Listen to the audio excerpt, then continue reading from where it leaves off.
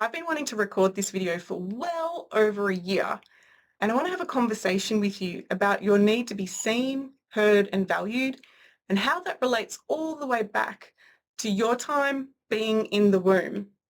Now, this conversation is going to be a little bit of a mind bender, but I encourage you to listen in because it may save you years of counseling, coaching, and whatever else you're doing on your healing journey. Now, if you've ever had any tension in a relationship where you felt like your needs weren't being tended to, maybe the other person wasn't considering you, you didn't matter, you didn't feel seen, heard, and valued, the truth is you could do a lot of coaching and counseling on all of that limitations and the limiting emotions that go with it. But what if there was an easier way, again, to save you so much effort and suffering and struggling to solve that, and to actually go back and solve your relationship to validation in the womb. Now, I know that that sounds crazy, but I encourage you to listen in because everybody has a relationship to validation. We all have that internal validation where we know we've done a good job. And we also have that need for external validation to know that we're seen, heard, valued, that we matter to the people in our life.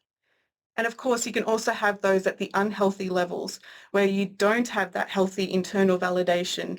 And no matter how good people tell you, it never fills that cup.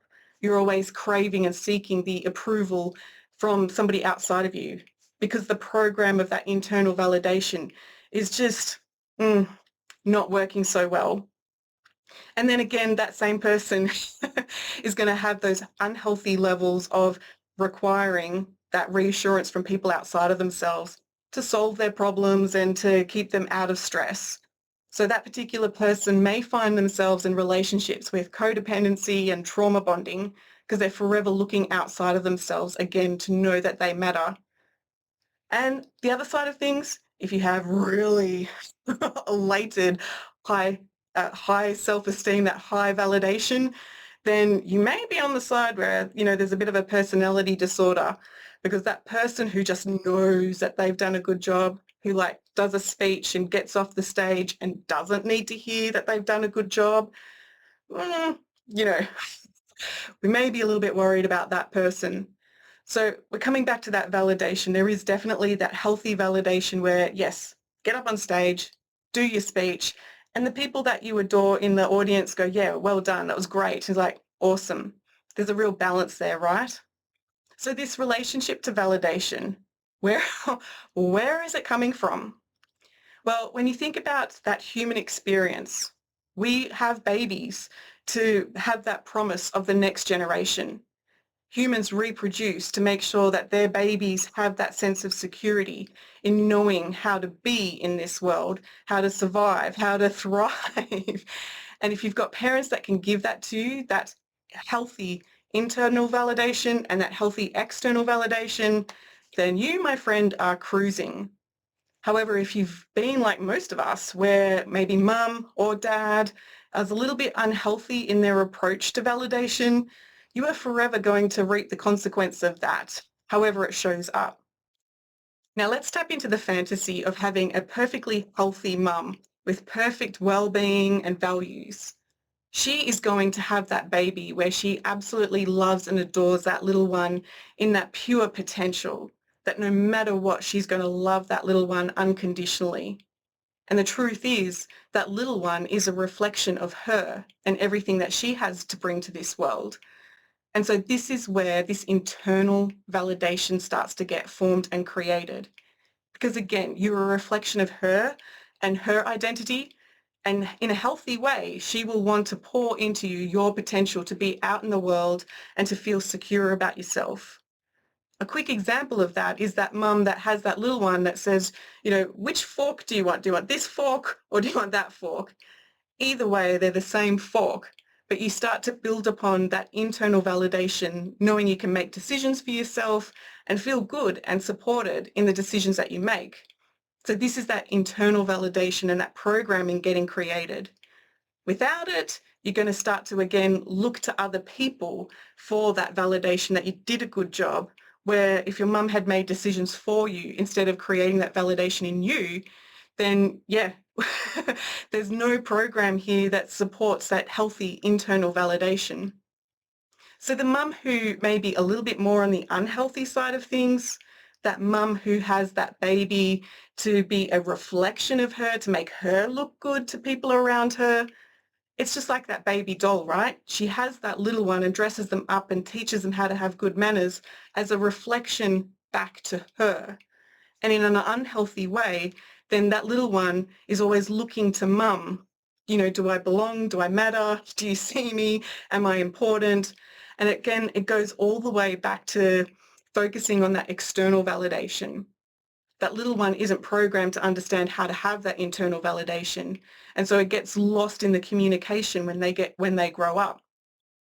Now let's pivot this, have a look at the masculine.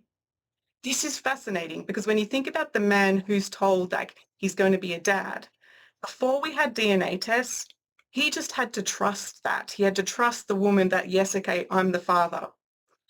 And so when we look at this, then he now has a responsibility to bring that child up in his image.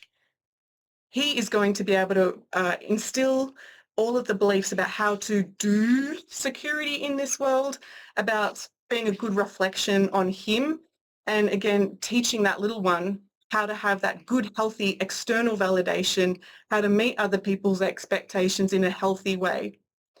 Without that, where the dad may doubt or, want come from a place of shame in himself, and having that child that has to, not only meet dad's expectations, but everything else that he's living up to in his shame sort of dynamic. This is where we see those really high performing kind of perfectionists or athletes or corporate people where they're pushing to get that external validation, to know that they've done good enough. And so it's coming from that place of stress, again, craving the external validation from somebody else outside of them, compared to having that healthy bond with dad, that it's just like, yeah, you and I, we navigate this world together. So hopefully this is making sense when it comes to your relationship to validation.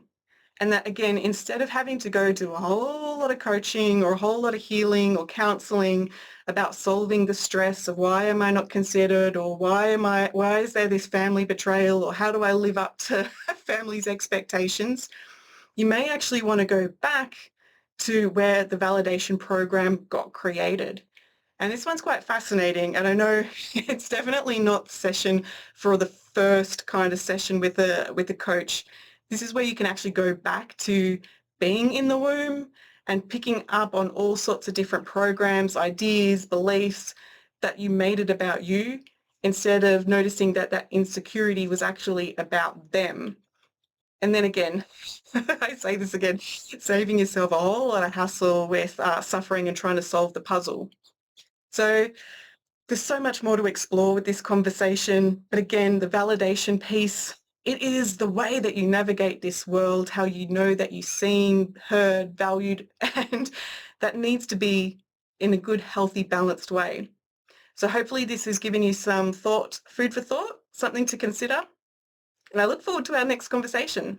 Bye, guys.